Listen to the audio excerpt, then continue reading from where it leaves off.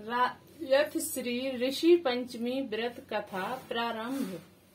राजा युधिष्ठिर ने कहा कि है पितामह, मुझे ऐसा व्रत बतलाइए जिससे समस्त पापों का नाश होवे। तथा ब्रह्मा जी ने कहा, राजन, मैं तुम्हें व्रत बतलाता हूँ जिससे तुम्हारे समस्त पाप विनाश हो जाएगा। वह ऋषि पंचमी का व्रत है जिसके करने से नारी जाति के तमाम पाप दूर हो जाते हैं और पुण्य का धर्म की भागी होती है। इसके लिए मैं तुमसे एक पुरातत्व कथा कहता हूँ। एक बार विदर्भ देश में एक उत्तम नाम के सदाचारी ब्राह्मण रहते थे। उनकी पतिव्रता नारी सुशीला ने एक पुत्री और एक पुत्र को जन्म दिया। पुत्र सुभी भूषण ने वेदों को सांगो पांच अध्ययन किया। कन्या का समय अनुसार एक सामान्य कुल में विवाह कर दिया गया, पर विधि का विधान वह कन्या विधवा हो गई तो वह अपने सतीत्व की रक्षा को पिता के घर पर रहकर करने लगी। ब्राह्मण परिवार गंगा तट पर कुटिया बनाकर ब्राह्मण बालकों को विद्या अध्ययन कराने लगे। एक दिन कन्या माता पिता की सेवा करके एक शिलाखंड पर शयन कर रही थी। रात में उसके सारे शरीर में कीड़े पड़ गए। सुबह जब शिष्य ने उस कन्या को अचानक इस दशा में देखा तो उसकी माता सुशीला को आवेदन किया कि माता, गुरु पुत्री के शरीर में कीड़े पड़ गए हैं, दुख को देखिए। गुरु पत्नी ने जाकर अपनी पुत्री को अचानक यह दशा देखकर नाना तरह से विलाप करने लगी। पुत्री को उठाकर ब्राह्मण के पास ले गई। ब्राह्मण भी पुत्री की दशा देखकर अति विस्मित हो गया। तब ब्राह्मण ने ब्राह्मणी के हाथ जोड़कर कहा, भगवान, क्या कारण है कि हम पुत्री के सारे शरीर में कीड़े पड़ गए हैं। तब भगवान ने ध्यान से देखा तो पता चला कि वह पुत्री तो 7 जन्म पहले ब्राह्मणी थी। तब एक दिन रजस्वला होते हुए भी घर के तमाम बर्तन भोजन सामग्री छू ली।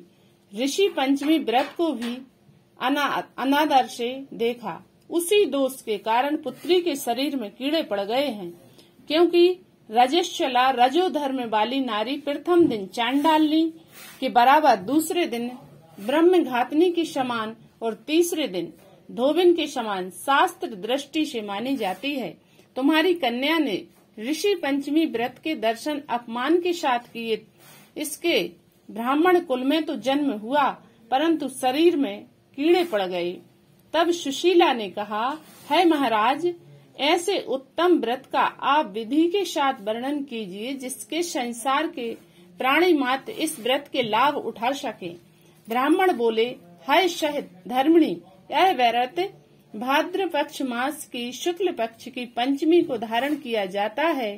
पंचमी के दिन सुंदर नदी में स्नान करके व्रत धारण करना चाहिए। सायंकाल सप्त ऋषियों का पूजन विधान से करना चाहिए। भूमि को शयन गोबर से लीपकर उस पर अष्ट कमल दल बनाकर नीचे सप्त ऋषियों की स्थापना कर प्रार्थना करनी चाहिए। महर्षि कश्यप, अग्नि, भारद्वाज, विश्वामित्र, गौतम, जगन अग्नि, माँ वशिष्ठ महर्षि की स्थापना कर आचमन स्नान, चंदन, फूल, धूप, दीप, नैवेद्य आदि से पूजन व्रत सफल कामना करनी चाहिए। इस व्रत को करने के पश्चात उद्यापन की विधि भी करनी चाहिए। चतुर्थी के दिन एक बार भोजन करके पंचमी के दिन व्रत आरंभ करे। सुबह नदी जलाशय में स्नान करके गोबर से लेप करके सर्व तो भद्र चक्र बनाकर उस पर कलश स्थापन करे। कलश के कष्ट में नया वस्त्र बांधे।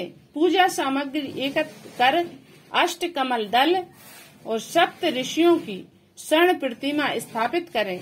फिर पंडोपचार से पूजन करना चाहिए।